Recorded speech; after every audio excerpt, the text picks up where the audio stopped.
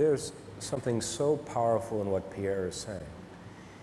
I believe, if I were to write a book, and I'm not a writer, but if I were, I'd write one on how perhaps the most powerful force for good on the planet, the thing that improves people's lives more than anything else, is the power of entrepreneurship. It is entrepreneurs that are the long tail of business operation, and just two stories to illustrate that. One comes from the 80s. My in-laws went to Russia, and they wanted to go see the ballet. They didn't have tickets, but they found you could bribe your way into the Russian ballet, and the Russian had the finest ballet in the world, and the currency that would get you prime tickets was one pair of used pantyhose. My father-in-law came back saying, "And we're afraid of these people?" Never had he had so much respect for his wife's underwear. At the same time, you can look at entrepreneurs through the ages. From Gutenberg or Aldous Manutius, who invented printing and books, all the way up to the modern days to Pierre, who have changed the lives of hundreds of millions. It's now getting to the point where you can probably isolate a single entrepreneur who's changed the life of close to 1 billion people in the last 50 years. Because 50 years ago last month, an event happened.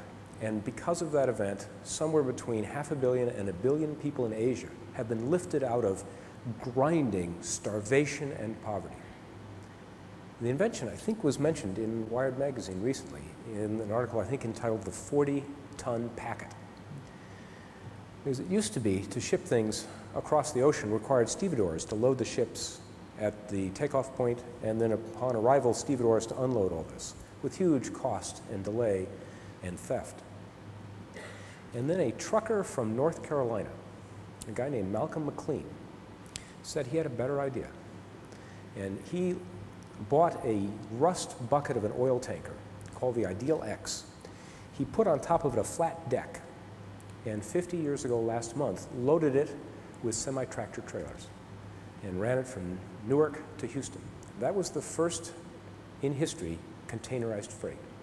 And what Malcolm McLean invented, and then his company Sealand, was the concept of containerized freight that has so dramatically slashed the cost of shipping.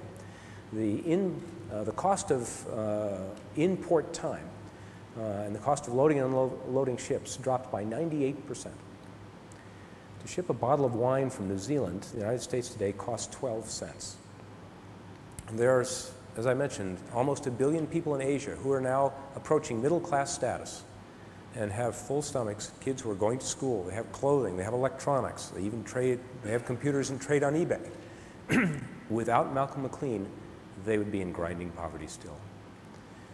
It is entrepreneurs, I think, who may be the greatest force for good on the planet, and often the unsung heroes. It's what you do and what you're inventing that is truly the force for improvement in the world.